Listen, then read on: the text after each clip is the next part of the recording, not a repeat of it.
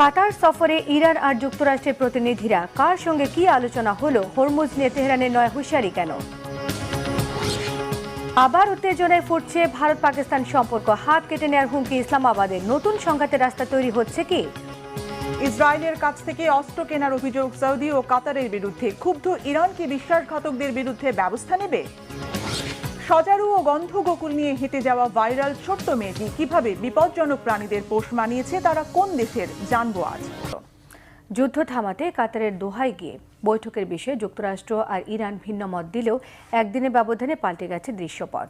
যুক্তরাষ্ট্রের president Donald ট্রাম্পের পূর্ব ঘোষণা অনুযায়ী মঙ্গলবারই দোহা সফরে গেছে দুপক্ষের প্রতিনিধি দল।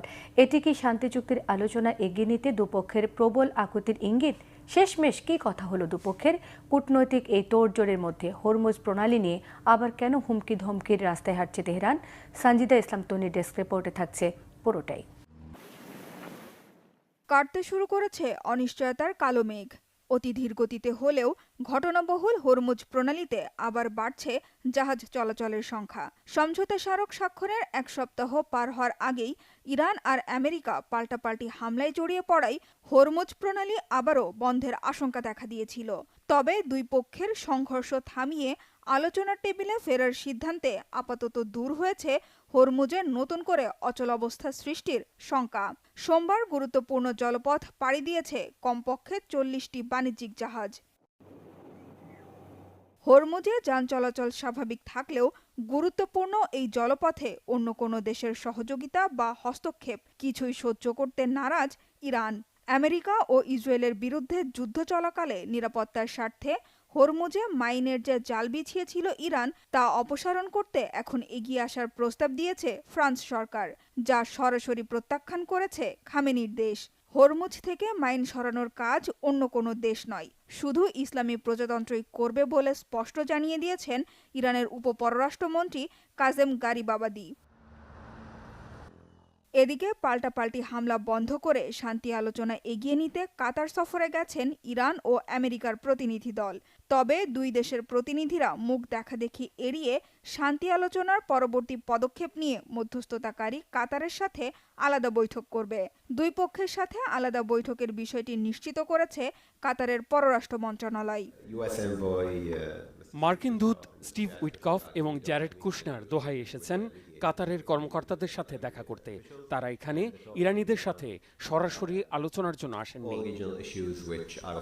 শান্তি আলোচনায় আগ্রহী ইরানের প্রতিনিধি দল কাতার সফরে গেলেও চলমান সমঝোতা চুক্তি টিকবে কিনা তা যুক্তরাষ্ট্রের ওপর নির্ভর করছে বলে মন্তব্য করেছেন ইরানের প্রেসিডেন্ট মাসুদ পেজেশকিয়ান। তিনি জানিয়েছেন, যুক্তরাষ্ট্র সমঝোতা স্মারক মেনে চললেই কেবল ইরানও তা মানবে, আর যুদ্ধবিরতি ভেস্তে দিতে নয়া অপচেষ্টার কড়া জবাব দেওয়া হবে বলে সতর্ক করেছেন ইরানের ভারপ্রাপ্ত প্রতিরক্ষা মন্ত্রী ব্রিগেডিয়ার জেনারেল মজিদ ইবনে রেজা। অন্যদিকে মধ্যপ্রাচ্যে স্থায়ী শান্তি প্রতিষ্ঠার প্রধান বাধা লেবাননে আগ্রাসন বন্ধের বদলে হামলা জারি রেখেছে দখলদার ইসরায়েল। দক্ষিণ লেবানন থেকে সেনা প্রত্যাহার না করতে এখনও অনড় ইসরায়েলের প্রধানমন্ত্রী বেনিয়ামিন নেতানিয়াহু। তার দাবি, লেবানন সরকারের সাথে ইসরায়েলের নতুন চুক্তি সেখানে সেনাবহর রাখার অনুমতি দেয়, যে চুক্তিকে সার্বভৌমত্বের আত্মসমর্পণ বলছে ইরান সমর্থিত গোষ্ঠী হিজবুল্লাহ। এবার ফিলিস্তিনি গণহত্যাকারী ইসরায়েলের কাছ থেকে অস্ত্র কেনার অভিযোগ উঠেছে সৌদি আরব ও কাতারের বিরুদ্ধে। খোদ ইসরায়েলি সংবাদ মাধ্যম হারেজ জানিয়েছে, ইসরায়েলের আকাশ প্রতিরক্ষা ব্যবস্থা এবং F-15 যুদ্ধ বিমানের জন্য হেলমেট সহ বহু অস্ত্র কিনেছে সৌদি আরব ও কাতার। ফিলিস্তিন ইস্যুতে ইসরায়েলের সঙ্গে সৌদি আরবের কোনো আনুষ্ঠানিক কূটনৈতিক সম্পর্ক না থাকা সত্ত্বেও অস্ত্র কেনার এই ঘটনায় মধ্যপ্রাচ্যে নতুন করে উদ্বেগের জন্ম দিয়েছে। বিশেষ করে সৌদি আরব ও ইসরায়েলের মধ্যে যে কোনো ধরনের সম্পর্কের তীব্র বিরোধিতা করে ইরান। খামেনির দেশ কি তাদের বিরুদ্ধে কড়া ব্যবস্থা নেবে? শহীদ আরাফাতের ডেস্ক রিপোর্ট। যে ইসরায়েলকে মধ্যপ্রাচ্যের শান্তি নষ্টের সবচেয়ে বড় কারণ মনে করে ইরান, সেই নেতানিয়াহু সরকারের কাছ থেকে গোপনে আকাশ প্রতিরক্ষা ব্যবস্থা এবং F-15 যুদ্ধবিমানের জন্য হেলমেট সহ বহু অস্ত্রশস্ত্র কিনেছে সৌদি আরব ও কাতার। বিভিন্ন উৎস থেকে প্রাপ্ত ছবি বিশ্লেষণ করে এই বিস্ফোরক তথ্য দিয়েছে খোদ ইসরায়েলি সংবাদ মাধ্যম হারেজ।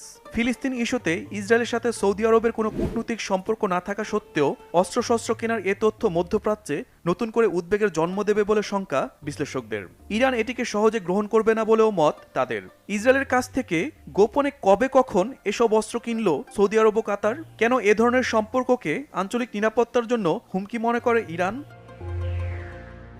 বিভিন্ন উৎস থেকে তথ্য বিশ্লেষণ করে ইসরায়েলের সংবাদ মাধ্যম হারেজ বলছে, কাতারের রাজপরিবারের 11টি বিমানের মধ্যে 3টিতে ইসরায়েলি কোম্পানি এলবিটের তৈরি সি মিউজিক আকাশ প্রতিরক্ষা ব্যবস্থা রয়েছে। 2020 থেকে 2022 সালের মধ্যে সুইজারল্যান্ডের ব্রাসেলসে বিমানগুলোতে এই প্রতিরক্ষা ব্যবস্থা স্থাপন করা হয়। গেল বছর কাতারের আমির Tamim bin Hamad Al Thani যখন তেহরান সফর করেছিলেন, তখন তার বিমানটি এই সি মিউজিক প্রতিরক্ষা ব্যবস্থায় সজ্জিত ছিল। অত্যাধুনিক রাডার ব্যবস্থার মাধ্যমে সি মিউজিক বিমান বিধ্বংসী ক্ষেপণাস্ত্র ম্যানপ্যাডস শনাক্ত করতে পারে।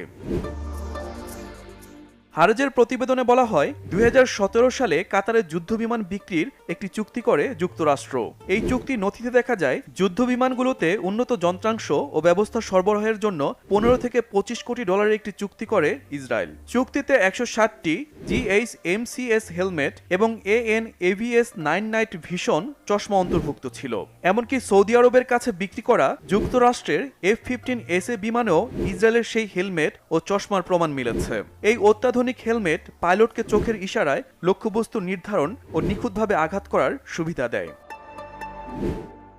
বিশ্লেষকরা বলছেন, ইসরায়েলের সাথে সৌদি আরব সহ মধ্যপ্রাচ্যের মুসলিম দেশগুলোর সম্পর্ক স্বাভাবিকের তীব্র বিরোধিতা করে ইরান। তেহরানের মতে, ইসরায়েলের সাথে আরব দেশগুলোর সম্পর্ক ফিলিস্তিনিদের অধিকার ক্ষুণ্ণ করবে এবং এর ফলে মধ্যপ্রাচ্যে ইসরায়েলের প্রভাব ও আধিপত্য বিস্তার পাবে। এটি সামগ্রিক আঞ্চলিক নিরাপত্তার জন্য হুমকি বলে মনে করে ইরান। তাই গোপনে অস্ত্র কেনার এ তথ্য মধ্যপ্রাচ্যে নতুন করে উত্তেজনা বৃদ্ধি এবং প্রতিবেশী দেশগুলোর সম্পর্কে দূরত্ব তৈরি করবে বলে মত বিশ্লেষকদের। পাকিস্তান ভারত পাল্টাপাল্টি বাগযুদ্ধে আবারও সৃষ্টি হচ্ছে চরম উত্তেজনাকর এক পরিস্থিতি। চলতি সপ্তাহে আফগানিস্তান সীমান্তে পাকিস্তানের হামলাকে সার্বভৌমত্ব লঙ্ঘন বলে বিবৃতি দিয়েছে নয়াদিল্লি। আর সিন্ধু নদের পানি বন্টনের ইস্যু সামনে টেনে ভারতকে ইঙ্গিত করে অধিকারে হস্তক্ষেপকারী হাত কেটে নেওয়ার হুমকি দিয়েছে ইসলামাবাদ। ভিন্ন ভিন্ন অজুহাতে আবারও কেন উত্তেজনা বাড়াচ্ছে বৈরী দুই প্রতিবেশী? নতুন করে সংঘাতে জড়ানোর আশঙ্কা রয়েছে কি? হিজল জুবাইরি ডেস্ক রিপোর্টে থাকছে বিস্তারিত। ভারতের সঙ্গে সিন্ধু নদীর পানি বন্টন নিয়ে উত্তেজনা ছড়িয়েছেন পাকিস্তানের জলবায়ু পরিবর্তন বিষয়ক মন্ত্রী মুসাদ্দিক মালিক। তিনি বলেছেন, পাকিস্তানের প্রাপ্য পানি প্রবাহে বাধা দেওয়ার কোনো প্রচেষ্টা ইসলামাবাদ মেনে নেবে না। এ প্রসঙ্গে ভারতকে হুঁশিয়ারি দিয়ে তিনি বলেন, পাকিস্তানের পানির অংশে কেউ হাত দিলে সেই হাত কেটে ফেলা হবে।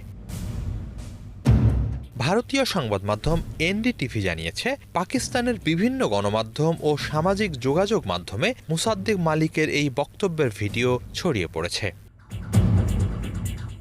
NDTVর প্রতিবেদনে বলা হয়, একটি সংবাদ সম্মেলনে মুসাদ্দিক মালিক বলেন, পাকিস্তানের বিপুল জনগোষ্ঠীর জীবিকা কৃষির ওপর নির্ভরশীল। তাই নদীর পানি প্রবাহে কোনো ধরনের বিঘ্ন সৃষ্টি হলে শুধু কৃষিখাত নয়, খাদ্য উৎপাদন, কর্মসংস্থান এবং জাতীয় অর্থনীতিও বড় ধরনের ঝুঁকির মুখে পড়বে। দেশের লাখো কৃষকের জীবন ও জীবিকা সরাসরি নদীর পানির সঙ্গে সম্পৃক্ত। পাকিস্তানের প্রভাবশালী দৈনিক ডনের উদ্ধৃতি দিয়ে প্রতিবেদনে আরও বলা হয়, মালিক অভিযোগ করেছেন, ভারতের রাজনৈতিক নেতৃত্ব পাকিস্তানে পানি প্রবাহ সীমিত করার অবস্থান নিয়েছে। ভারতের প্রধানমন্ত্রী নরেন্দ্র মোদী এমন একটি ব্যবস্থা নিয়ন্ত্রণ করছেন, যার মাধ্যমে হুমকি দেয়া হচ্ছে পাকিস্তানে এক ফোঁটা পানিও যেতে দেওয়া হবে না। এসব উল্লেখ করে মালিক বলেন, পাকিস্তানের প্রায় 40 থেকে 50% মানুষ কৃষি নির্ভর এবং কৃষিখাত দেশের কর্মসংস্থানের বড় অংশের পাশাপাশি জাতীয় অর্থনীতিতেও উল্লেখযোগ্য অবদান রাখে। পানির প্রবাহ নিয়ন্ত্রণের চেষ্টা কার্যত পাকিস্তানের খাদ্য নিরাপত্তা ও অর্থনৈতিক স্থিতিশীলতাকে লক্ষ্যবস্তুতে পরিণত করবে। মালিকের মতে, বিষয়টি কেবল দুই দেশের রাজনৈতিক বিরোধ নয়, এটি আন্তর্জাতিক আইন, ন্যায্যতা এবং উজান ও ভাটির দেশগুলোর পানির অধিকারের সঙ্গে সম্পর্কিত। পাকিস্তান নিজের অধিকার রক্ষায় প্রয়োজনীয় ব্যবস্থা নিতে প্রস্তুত বলে হুঁশিয়ারি দিয়েছেন তিনি।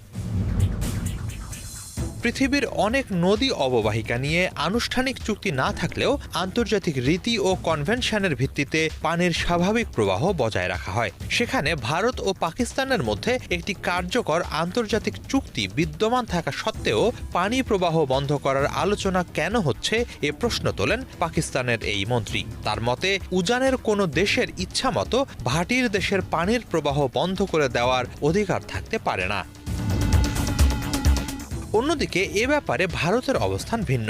কয়েক সপ্তাহ আগে দেশটির কেন্দ্রীয় জলসম্পদ মন্ত্রী সি.আর. পাটিল এনডিটিভিকে দেওয়া এক সাক্ষাৎকারে বলেন, আগামী 1.5 থেকে 2 বছরের মধ্যে ভারত সিন্ধু অববাহিকার পানিতে নিজেদের প্রাপ্য অংশ সম্পূর্ণভাবে ব্যবহার করার সক্ষমতা অর্জন করবে। ভারতের অংশের পানি ভবিষ্যতে আর পাকিস্তানে প্রবাহিত হতে দেওয়া হবে না বলে হুমকি দেন তিনি। ভারত ও পাকিস্তানের মধ্যে সিন্ধু নদী ব্যবস্থা নিয়ে বিরোধ দীর্ঘদিনের। বিশ্বব্যাংকের মধ্যস্থতায় 1960 সালে স্বাক্ষরিত সিন্ধু পানি চুক্তির মাধ্যমে দুই দেশের মধ্যে সিন্ধু নদী এবং এর 6টি প্রধান উপনদীর পানি ব্যবহারের নীতিমালা নির্ধারণ করা হয়। আন্তর্জাতিক অঙ্গনে বহুল আলোচিত এই চুক্তিকে বিশ্বের অন্যতম দীর্ঘস্থায়ী আন্তঃসীমান্ত পানি চুক্তিগুলোর একটি হিসেবে বিবেচনা করা হয়। তবে সাম্প্রতিক রাজনৈতিক উত্তেজনা ও পারস্পরিক অবিশ্বাসের কারণে চুক্তিটির ভবিষ্যৎ এবং এর বাস্তবায়ন নিয়ে নতুন করে উদ্বেগ তৈরি হয়েছে। একদিকে রাশিয়া ও চীনের পরমাণু বোমারু বিমান উঠছে পাহারার অংশ হিসেবে, অন্যদিকে আসল গোলাবারুদ নিয়ে মহড়া দিচ্ছে আমেরিকা ও জাপান। দক্ষিণ কোরিয়ায় সীমানায় রুশ বিমান ঢুকে পড়ায় তৈরি হয়েছে চরম উত্তেজনা। বিশ্লেষকরা বলছেন, ইউক্রেন ও তাইওয়ান সংকট নিয়ে বিশ্ব এখন 2 ভাগে বিভক্ত। দুই পক্ষের সামরিক মহড়া সরাসরি যুদ্ধের প্রস্তুতি না হলেও এটি এক ধরনের বিপজ্জনক খেলা। সামান্য ভুল বোঝাবুঝিতেই জ্বলে উঠতে পারে সংঘাতের আগুন। হাফিজুল ইসলামের ডেস্ক রিপোর্টে বিস্তারিত। পূর্ব এশিয়ার শান্ত আকাশ হঠাৎ করেই ভারী হয়ে উঠেছে যুদ্ধবিমানের গর্জনে। একদিকে উঠছে রাশিয়া ও চীনের পরমাণু অস্ত্র বহনে সক্ষম দানবীয় বিমান, অন্যদিকে সমুদ্রের বুকে লাইভ ফায়ার বা আসল গোলাবারুদ নিয়ে মহড়া দিচ্ছে আমেরিকা ও জাপান। এক মহাসাগরের দুই প্রান্তে যেন একযোগে বেজে উঠেছে যুদ্ধের দামামা। সম্প্রতি রাশিয়া ও চীন মিলে জাপান সাগর এবং পূর্ব চীন সাগরের আকাশে প্রায় 6 ঘন্টার একটি দীর্ঘ বিমান টহল শেষ করেছে। ঠিক এই ঘটনার জবাব দিতেই যেন জাপানের ওকিনাওয়া ও উইতা অঞ্চলে যৌথভাবে নেমে পড়েছে আমেরিকা ও জাপানের সেনারা। কোনো লোকছাপা না করে আসল অস্ত্র ও গোলাবারুদ নিয়ে যুদ্ধকালীন মহড়া দিয়েছে এই দুই দেশ। এক পাশে রাশিয়া চীন, অন্য পাশে আমেরিকা জাপান। এমন বিপজ্জনক খেলার পেছনে মূল উদ্দেশ্য কি? রাশিয়ার বোমারু বিমানগুলো যখন দক্ষিণ কোরিয়ার আকাশ প্রতিরক্ষা সীমানায় ঢুকে পড়ে, তখন পুরো অঞ্চলের সামরিক নিয়ন্ত্রণ কক্ষে রীতিমতো সাইরেন বেজে ওঠে। যদিও তারা কারো আকাশসীমা সরাসরি লঙ্ঘন করেনি, তবে এই উড্ডয়ন ছিল প্রতিবেশীদের জন্য একটি স্পষ্ট হুঁশিয়ারি। এখন প্রশ্ন হচ্ছে, হঠাৎ কেন এই উত্তেজনা? আসলে এর পেছনে রয়েছে এক মনস্তাত্ত্বিক যুদ্ধ। ইউক্রেন এবং তাইওয়ান ইস্যু নিয়ে বিশ্ব রাজনীতি এখন 2 ভাগে বিভক্ত। চীন ও রাশিয়া দেখাতে চায় এই অঞ্চলে আমেরিকার একাধিপত্য তারা আর মেনে নেবে না। অন্যদিকে আমেরিকা ও জাপান যেন পাল্টা বার্তা দিচ্ছে, যে কোনো আগ্রাসন রুখে দিতে তারা পুরোপুরি প্রস্তুত। সামরিক বিশ্লেষকেরা বলছেন, দুই পক্ষের এমন মহড়ার মধ্যে সরাসরি কোনো সম্পর্ক নেই। এমনকি রাশিয়া ও আমেরিকা মুখোমুখি যুদ্ধে জড়ানোর মতো কোনো পরিস্থিতিতেও নেই। তবে এই ধরনের সামরিক প্রস্তুতি একে অন্যকে দমানোর এক ধরনের বিপজ্জনক খেলা। শক্তির এমন প্রদর্শনী যে কোনো মুহূর্তে ছোটখাটো ভুল বোঝাবুঝি থেকেও রূপ নিতে পারে বড় কোনো সংঘাতে। সেক্ষেত্রে সামান্য একটু আগুন জ্বলে উঠলে শুধু এশিয়া নয়, বিশ্বজুড়ে নেমে আসতে পারে মহাবিপর্যয়।